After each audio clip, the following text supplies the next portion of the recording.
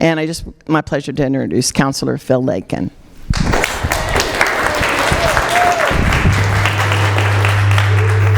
Is that me?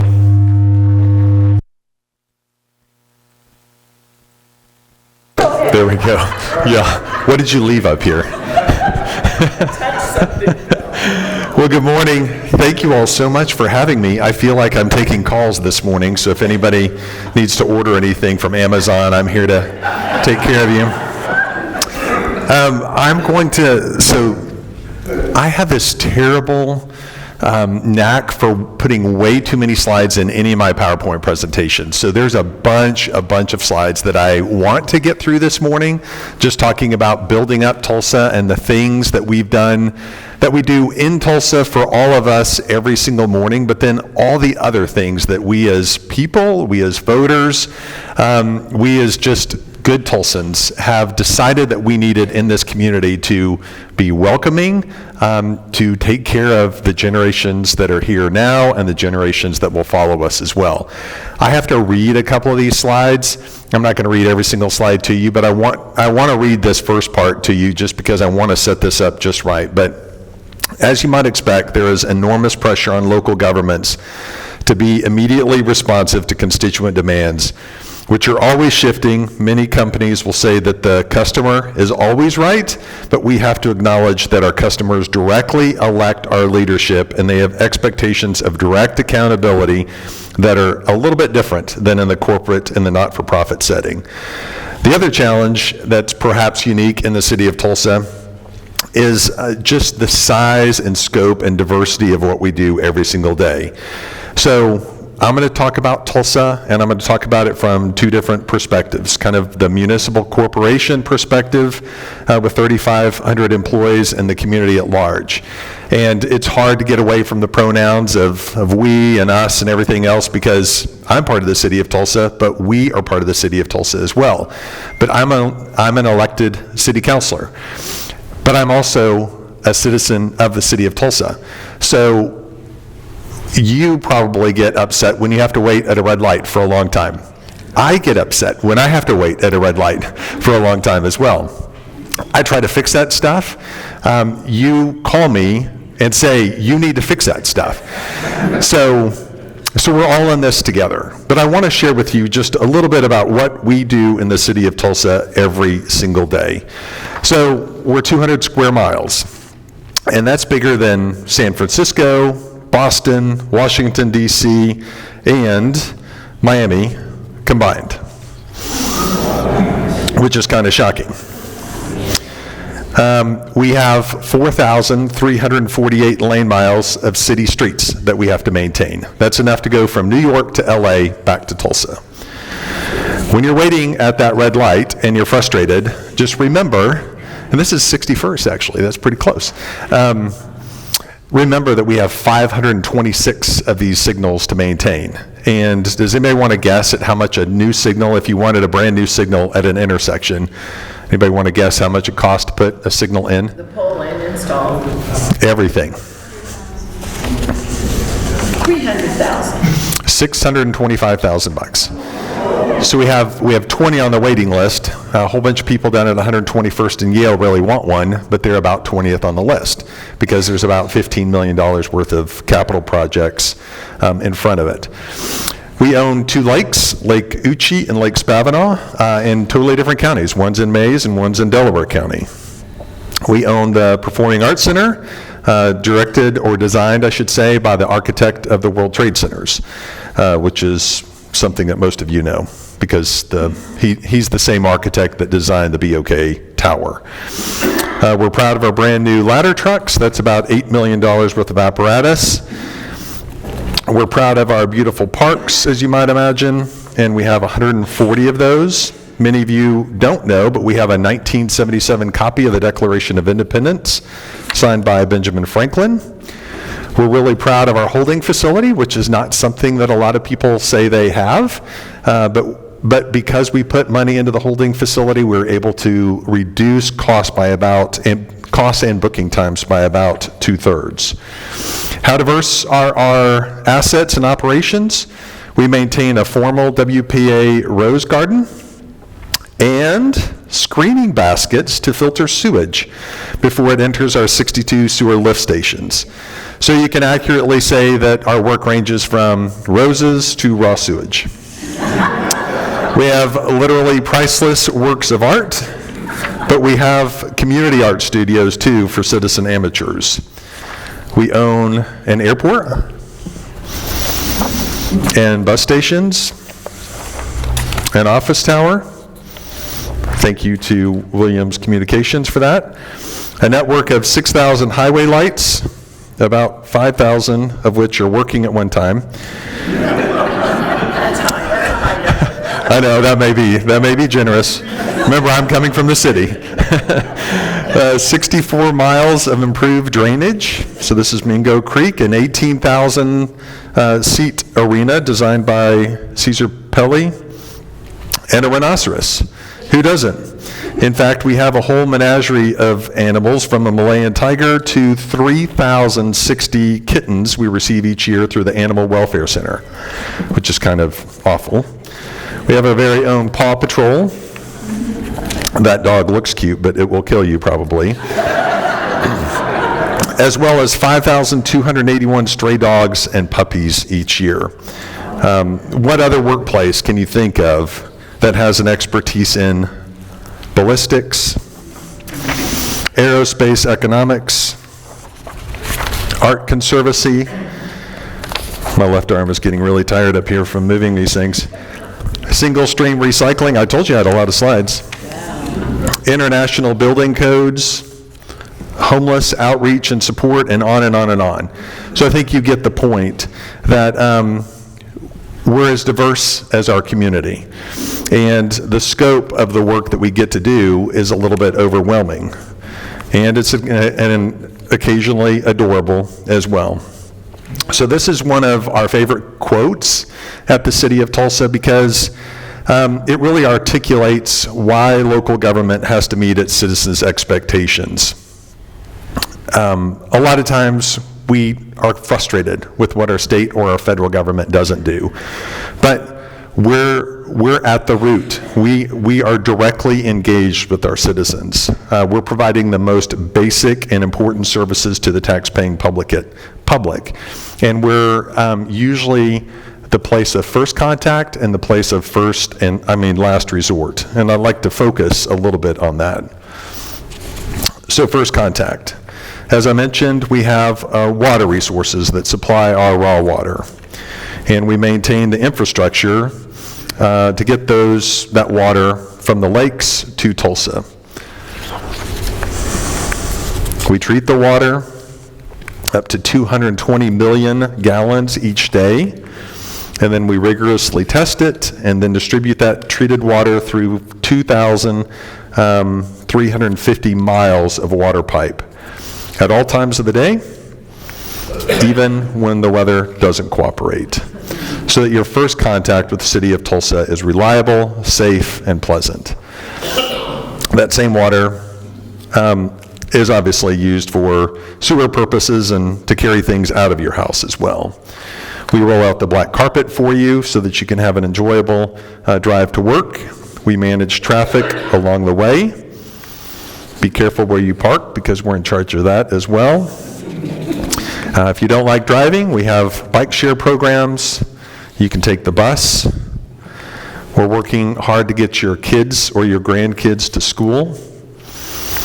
We give them a memorable field trip at Gilcrease, or one of our other amazing sites. We work hard to facilitate economic development so that our citizens can work hard and prosper.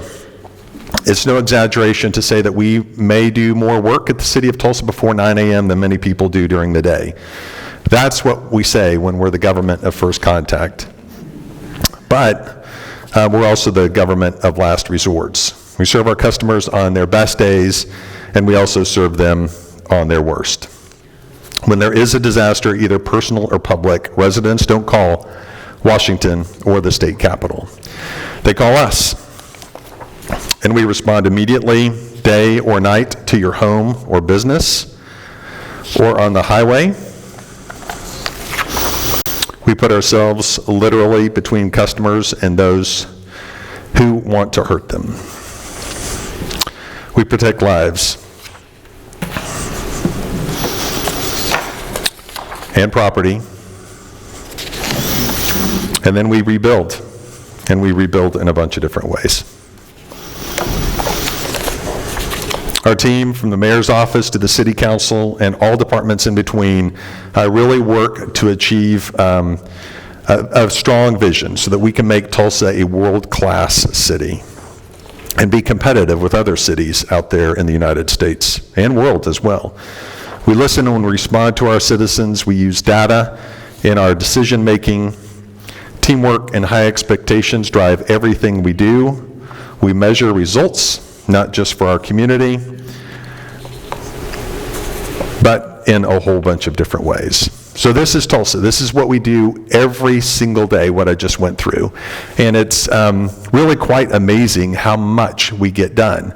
And I want to say that any person that you elect can work to get those things done because we have such an important employee base. We have 3,500 employees that work day and night to do all of this and provide all of these services.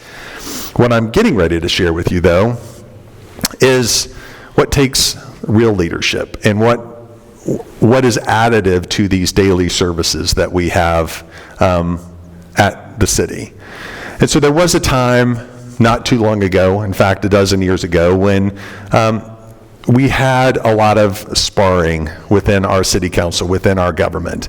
And I just took all of these quotes from the Tulsa world. And you'll remember that there wasn't a lot of cooperation between the mayor's office and the city council's office. City councilors weren't getting along. So you can read and just remind yourself of how bad it really was 12 to 15 years ago. I try not to remember that part of our city's life.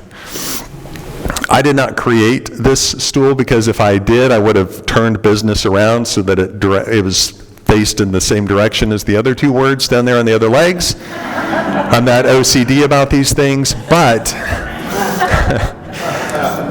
now it's going to bother you as well. It does. Go on. But I think it perfectly describes what has to happen in our community and what has happened in our community as well. So before, let's say 2011, our governmental sector really wasn't that cooperative. So we really weren't fulfilling the objective of having a true community for Tulsa because we only had the nonprofits in the corporate sector that were working in stride. They were working together. Now I really do feel like government is playing a very substantial role and is playing its role in the ultimate vision, in casting the vision, and in participating in the vision cast by others. And so this is, you don't really want this thing to be out of balance very much. Luckily, we are very strong in all three sectors, especially our charitable sector, which, I'm so grateful for. And I put it at the bottom of this list, but maybe it should have been at the top. At Tulsa Community Foundation, last year, we distributed $325 million to charities all across Tulsa. The general operating fund for the City of Tulsa is $400 million. So Tulsa Community Foundation alone gave 80% of what the City of Tulsa put into the economy. And that's not even counting what Zero, Helmrich, Hardesty, Chapman, Schusterman, you just go through the list of other foundations and other not-for-profits that are out there, which would have far exceeded what the general operating fund for the City of Tulsa is. So our charitable sector plays a huge piece, or is a huge piece, of everything that goes on in the City of Tulsa. So the other things that are additive to everything that I started with are Improve Our Tulsa. You all have known about this. This is the third penny and the Go Bond put together to take care of roads and a whole bunch of other infrastructure, and I'll go through some of that with you today. But we've had three of those. 2013, 2019, we just got one done with one in 2023.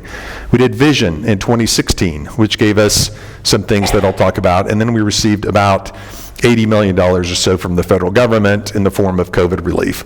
All of this is additive, and all of it is helping us build a greater community, or build on the great community that we already have, I should say. So this is how the first two Improve Our Tulsas really broke out in spending. And you can see most of it goes into street rehab, street widening. equipment, all the basic necessities of the city of Tulsa, but every once in a while we're able to peel off some for economic development or for other things that are important for the city. And participatory as well with the charitable sector and the leaders who are out there trying to do good works. So capital improvements, you can see this is why we have to put so much in streets. Whenever you're wondering, why are our streets so bad? Well, we didn't really put very much in our streets from 1980 until about 2013 or so. If you add 2016 and 2023, you'll just see how much more money we have decided to put towards streets. And we have to, because there's a lot of stuff under our streets and on top of our streets. So when we go in and replace a street, we're not just replacing the street, but we have storm drains under there, you have water lines, you have sewer lines, you have all the utility lines and everything else. If we don't take care of those when we have streets torn up, then we're going to have to go back in there and tear up good streets.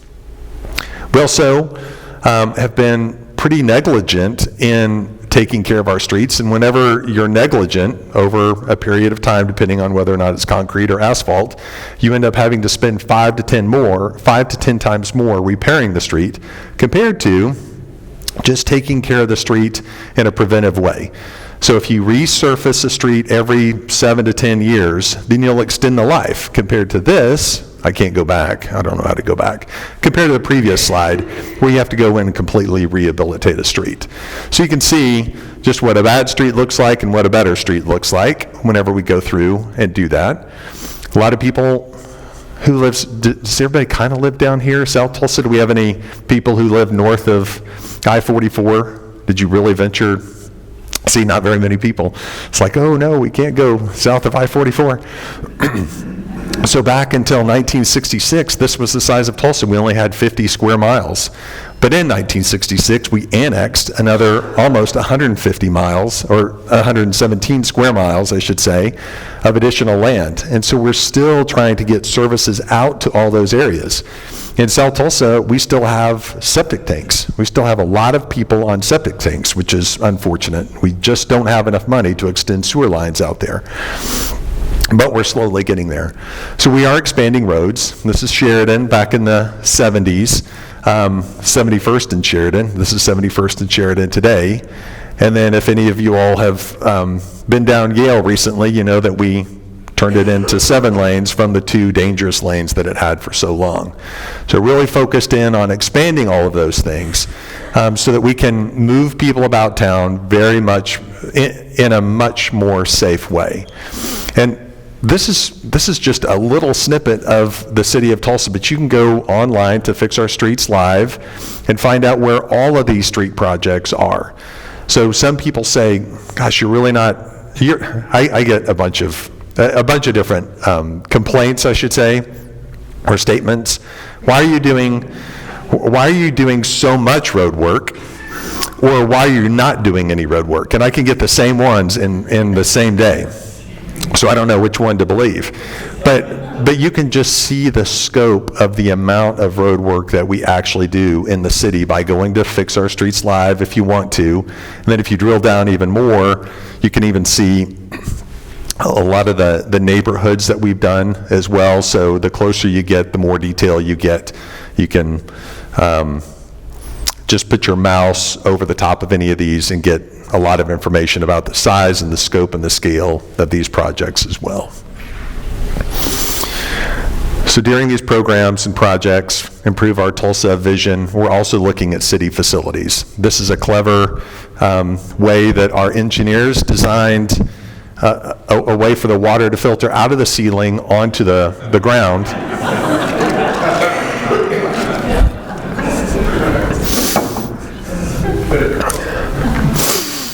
We're out of room for storage, so if you want that, I don't think I have a pointer on here, but if you want, maybe I do? No, there's no pointer. But if you want the mower at the very back, you have to take all the mowers at the very front out in order to get the mower at the very back. This looks like my garage. Not with all that equipment.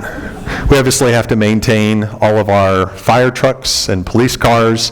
Some of these trucks, I can't see on the side of that truck, I think it says 2006, so that truck's been in service since 2006. So it's way beyond its life capability, but our maintenance team is really good at continuously maintaining those engines and police cars. I know that you all have been to our public parks. Some are good, many are getting better. Some look exactly like this, though, unfortunately. And we have to do better because we want our kids and parents and grandparents out there enjoying themselves in an outdoor setting, learning and playing with each other. We, the private sector, have taken it, we've seen this problem, so we've created solutions of our own. Quick Trip Park, you remember that went in 2008 or so at 41st and Riverside. Obviously, Gathering Place has filled a lot of that void. But those places aren't local. Those places aren't just down the street from your house. You can't walk to them necessarily. So we're really emphasizing redoing our parks. Our parks director has done a really great job, Anna America, if you know her at all. Really great job of going out and saying to the folks in those homes, what do you want in your park? We can put what was there back, which is a basketball court and probably a tennis court, but that was probably put there in the 60s. What are your kids doing now? What do you want your kids to do now? And so it's a real community-driven process, and they're really great getting great community input and then designing the parks based upon that community input. We have equipment of all kinds. I don't even know how many pieces of equipment we have, but given the conditions that we have to work in, it deteriorates really quickly. So this is probably one of those loaders for a salt truck, and this is the actual salt truck. And as much as you do to try to prevent the salt truck from rusting, it's a chemical reaction, right? Water, salt, rust, and everything else. So we have to maintain this equipment, and right now we're putting our city employees in that truck to go out and do their job, and then eventually that truck will break, they'll come back, and they can't spread any salt until they fix the truck. So just staying on top of our equipment needs, just like a corporation does.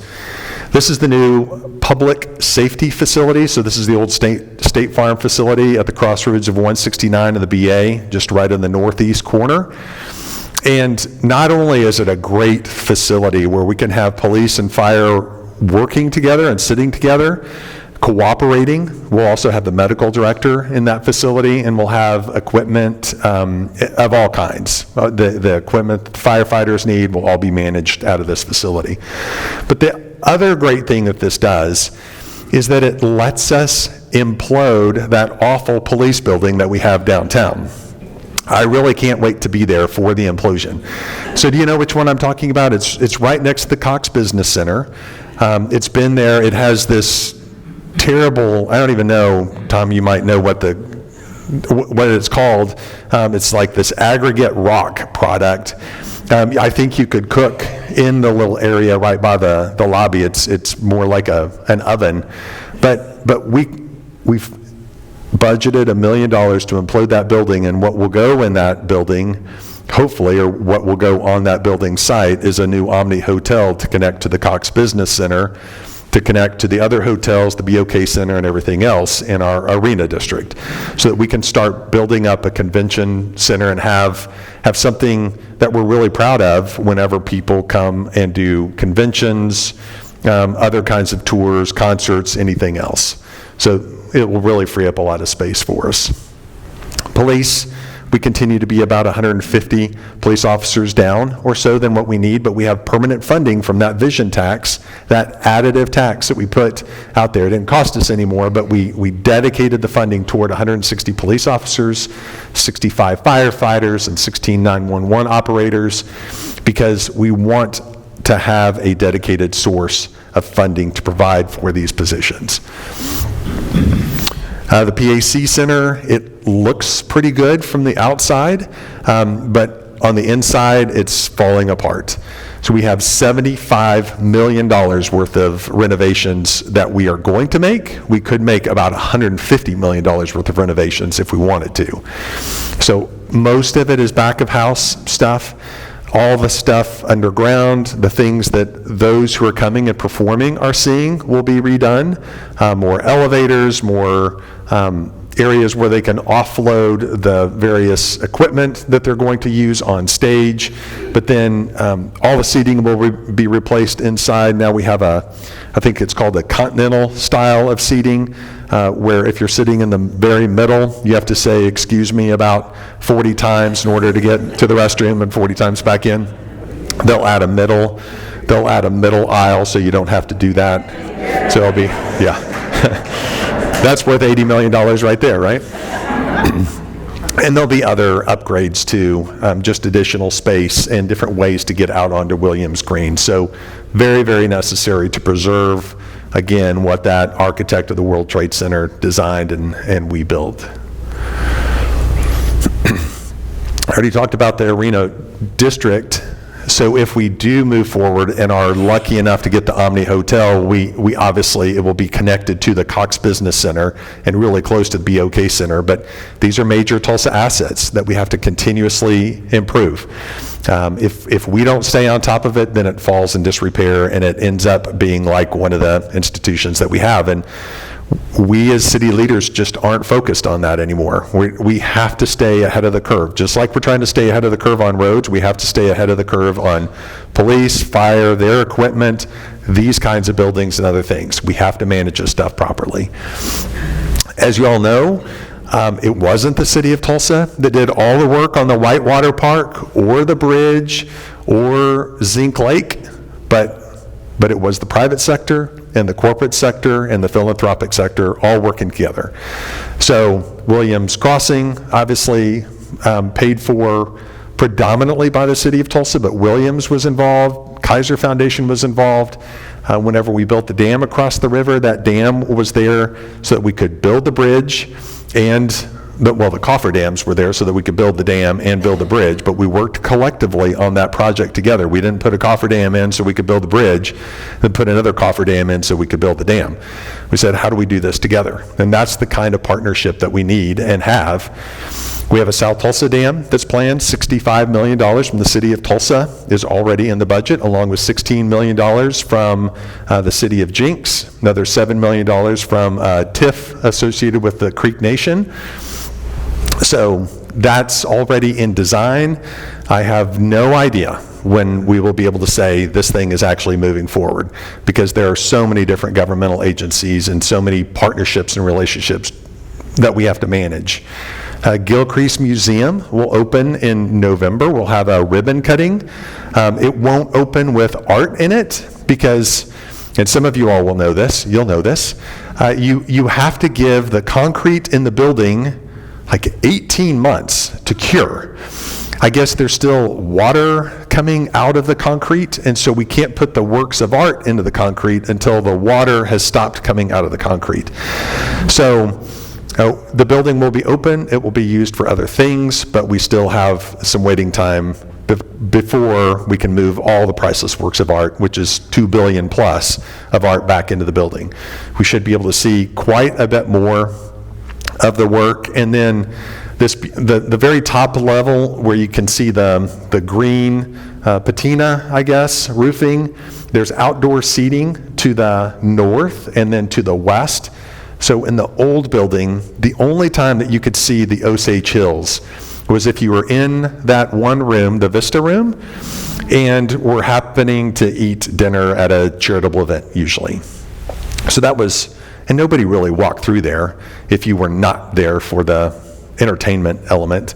So this has a massive window. There's a massive window to the west that you can see just on the west side, but you can go outside onto this roof. There's 2 roof areas actually, and then an amphitheater on that north side as well. So an amazing new, it's brand new. We scraped the entire Gilcrease Museum from what it was and built this brand new. And that's mostly City of Tulsa funds, but again, there's a lot of charitable funds invested in that as well.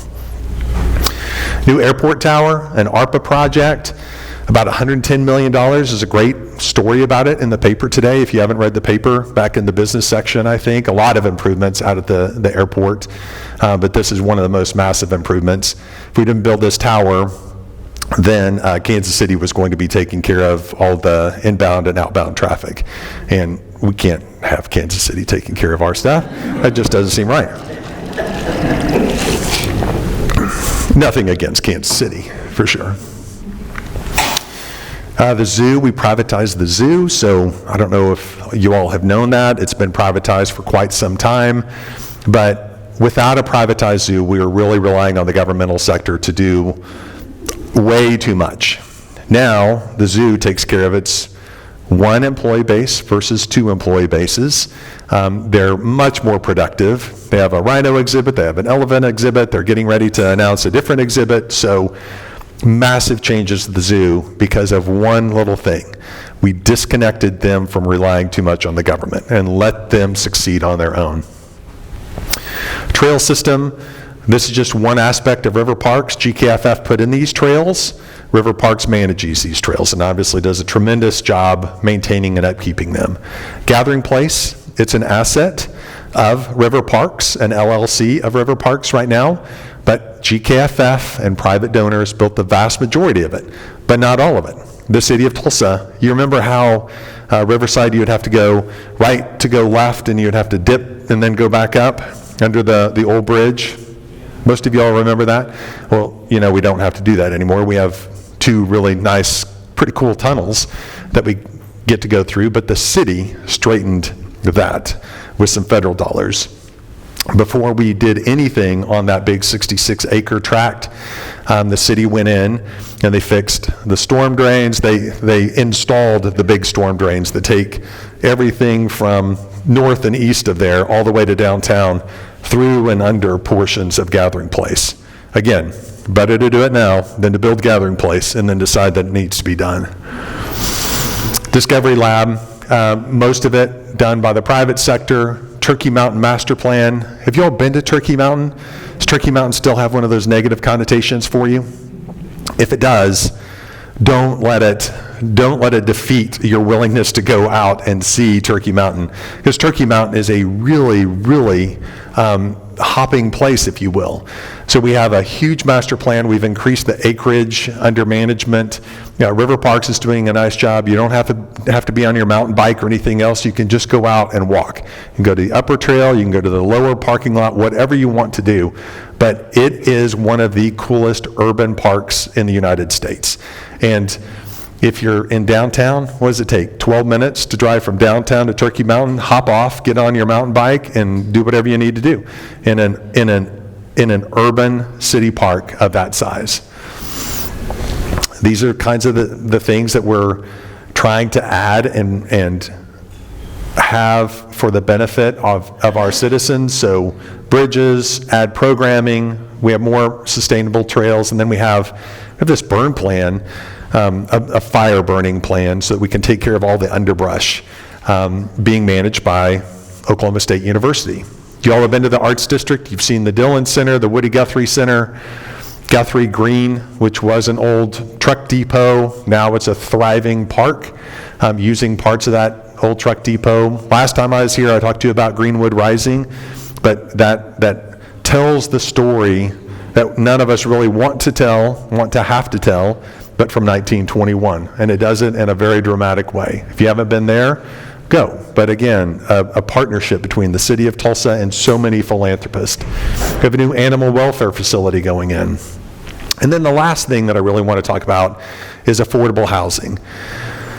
I get a lot of questions about why are panhandlers out panhandling on the road? Well, because the 10th Circuit said that that's an area of free speech. The median, that real unsafe median that you can barely even stand in, we had regulations relating to what can be done out there because we don't think it's safe, but the 10th Circuit thinks it's okay for them to stand out there and exercise their free speech. So that's why we have panhandling. But a lot of the panhandlers, not all of them, because some are professional entrepreneurs, some panhandlers are there because they don't have access to affordable housing. So this was at 36th North in Peoria. This was the Section 8 housing that many families lived in. There was a lot of crime in this area because there was just extreme concentrated poverty in one place. This is what 36th Street North in Peoria is getting ready to look at.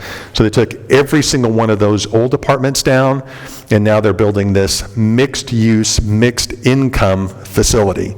So not only will you have those who are on Section 8, you'll also have those who are paying market rent. You'll not only have apartments, you'll also have single-family residential in a different part. And then you'll have duplexes and other things. So there's all kinds of different housing planned for this corridor, and it's brand new. And I've been in some of the other things that our housing authority has built, and I would have loved to have lived in those kind of apartments after graduating from, well, even during college. During college or after college. They're that nice. And they should be. So, but we have a problem in housing, and that's not a shock to you. We have 234 more unsheltered homeless since 2015. And it's not a Tulsa problem, it's a national problem. I do not understand it, I can't figure it out. We live in a relatively really good economy right now. Far different than in 2008, far different than in the 80s when homeless wasn't this significant. So I've yet to figure out why, other than we just have a supply and demand problem between our housing stock and our housing demand. So, but we do have plans. We do have an emergency temporary housing program that gets actually 50 to 100 unsheltered individuals into motel rooms and hotel rooms. The Day Center for the Homeless and the City of Tulsa are cooperating on a plan. So we go and we rent 5 to 10 motel hotel rooms in 5 to 10 different hotels, motels. And for those that are the closest to getting affordable housing, we take them off the streets, we provide wraparound services for them, so we're helping them with their social needs and concerns. And then about 90 to 120 days later, we're putting them in permanent homes. But we're taking those 50 to 100 individuals off the streets, putting them into those facilities, and then moving them into Tulsa Housing Authority, affordable housing like the one that I just showed you. We have expanded animal accommodations. A lot of these homeless have animals. They don't want to be separated from their animals, so we have kennels that are being provided. We've increased our trespassing ordinance for those who don't want to go to this emergency temporary housing and who want to continue to steal or do other things. We've increased the fines and penalties to prevent that, because we do hear our citizens' concerns. There are some people who just will pitch a tent on a sidewalk or a trail and prevent the use of that sidewalk or trail. So we've increased the ways that we can move those families along. And then we have priority housing placement, just putting those people into the housing authority a little bit more quickly. And then last in this is the low barrier shelter. So there's some individuals that are just so complicated to house. So you probably have read about this in the Tulsa world, but we're really trying to put these people in a low barrier shelter, get them off the streets, get them the kind of services that they need. This particular facility that we're trying to put under contract is located out by the Tulsa Zoo.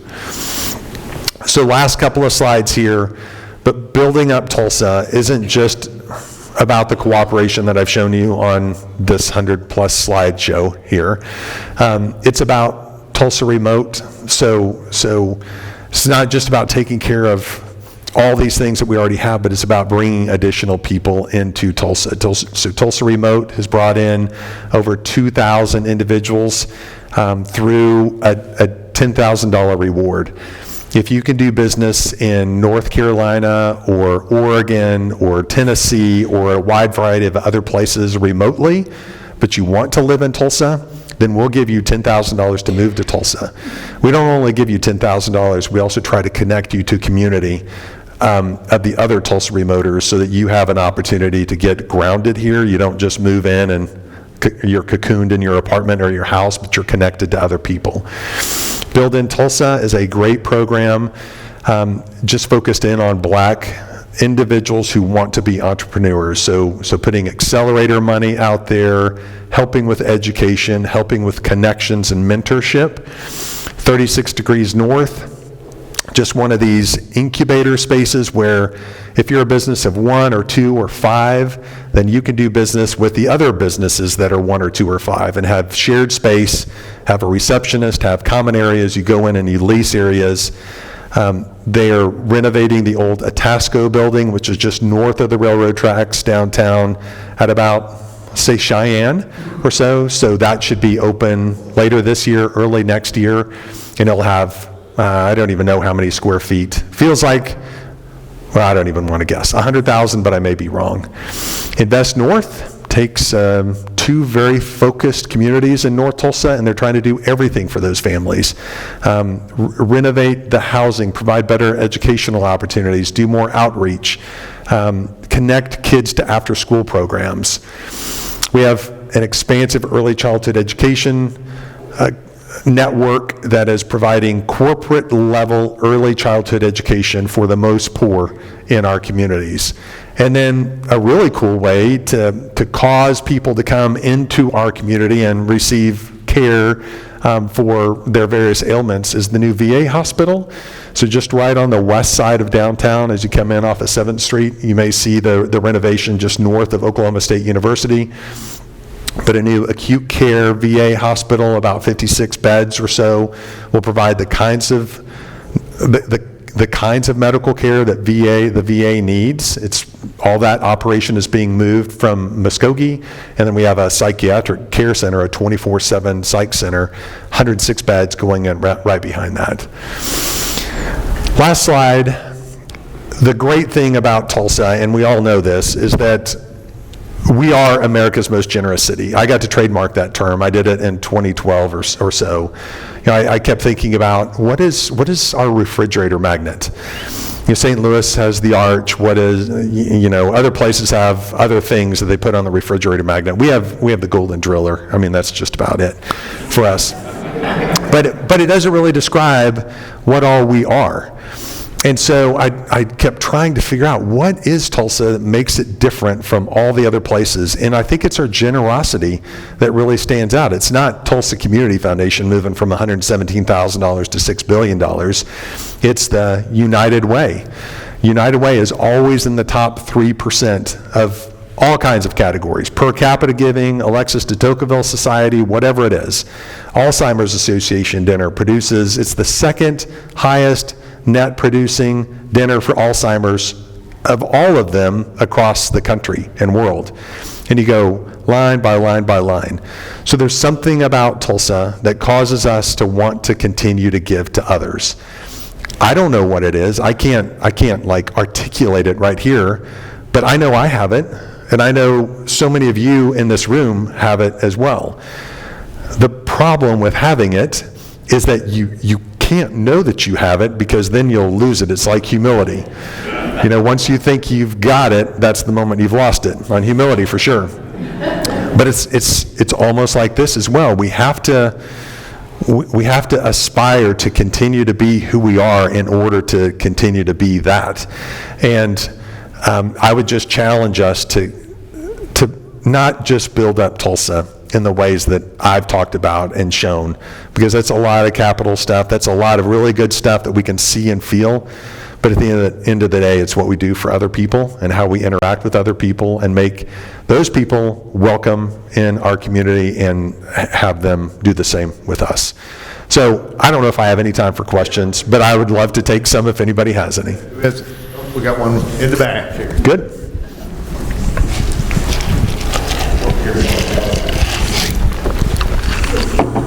It's my understanding that the City of Tulsa, the planning, inspection, and engineering departments do not communicate or get along very well.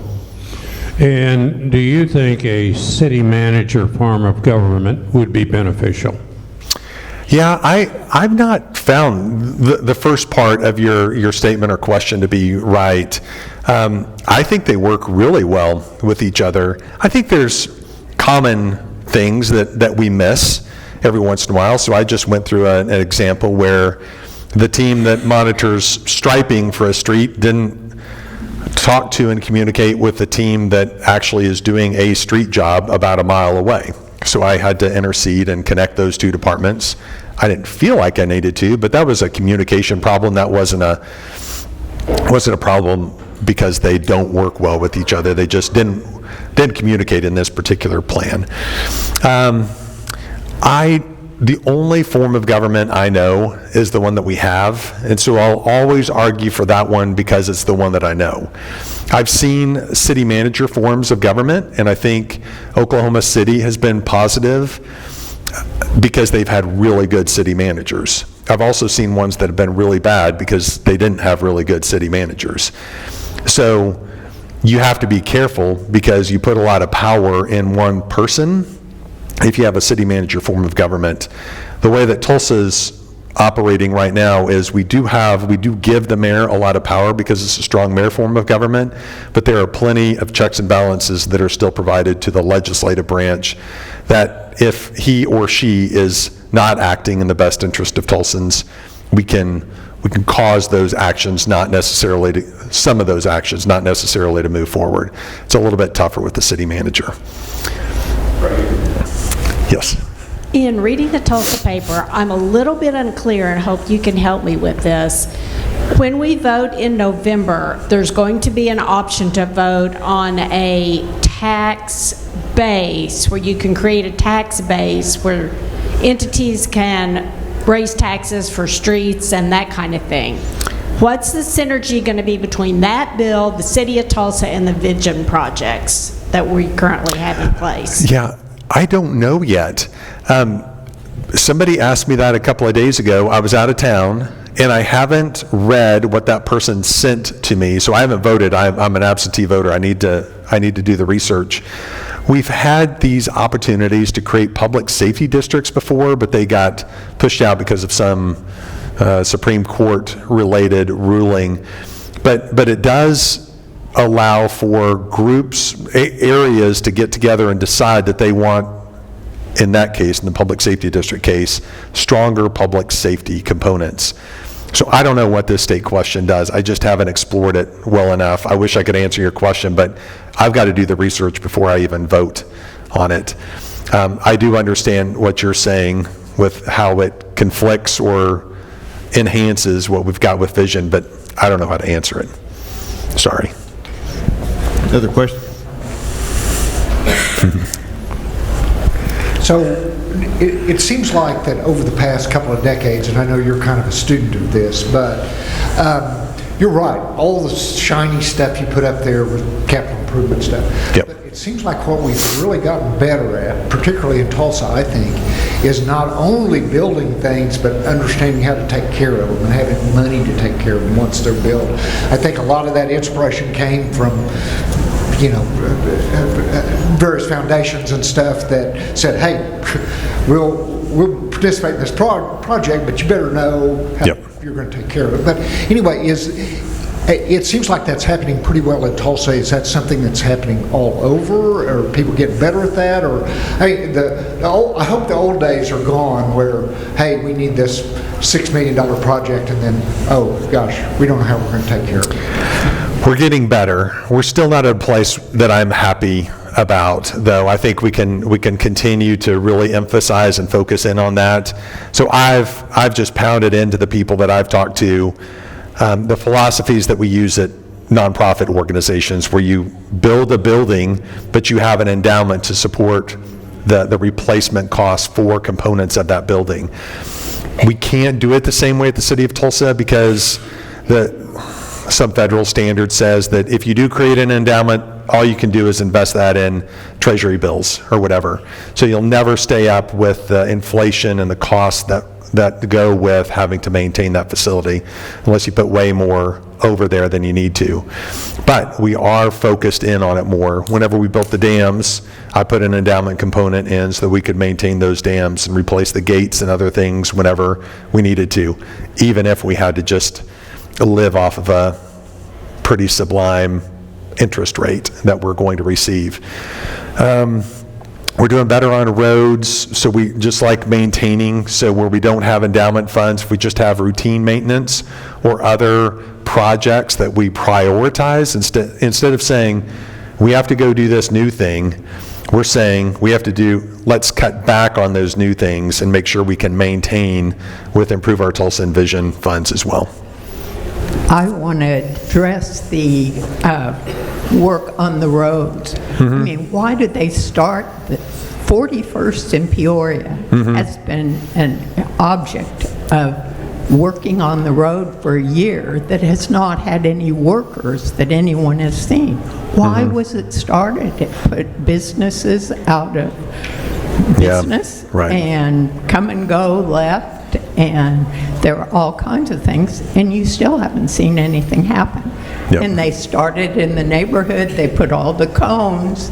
Somebody must have a real payback for the cones. Yeah, that's because it's not in my district. So if it were in my district, it would be done.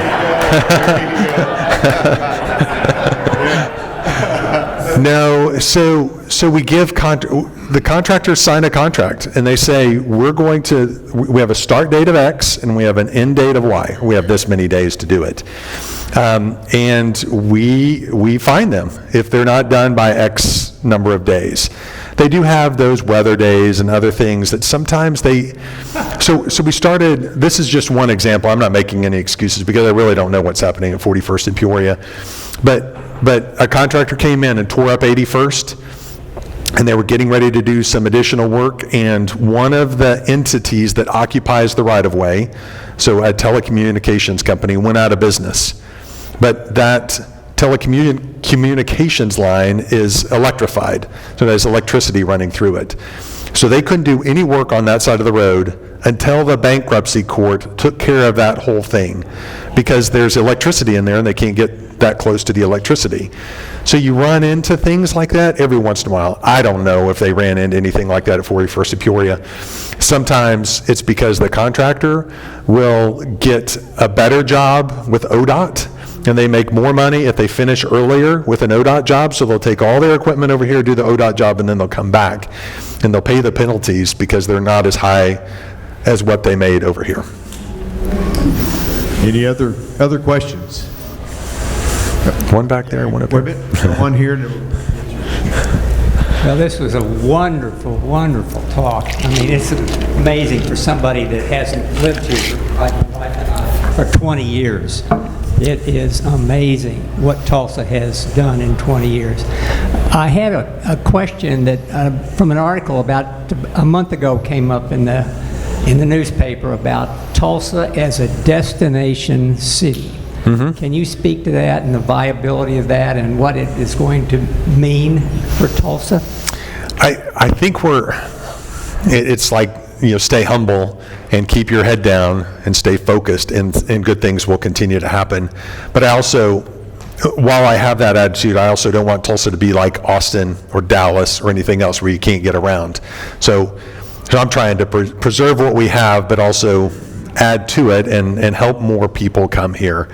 I want them to come and visit and then go back. Leave a lot of money here and then go back.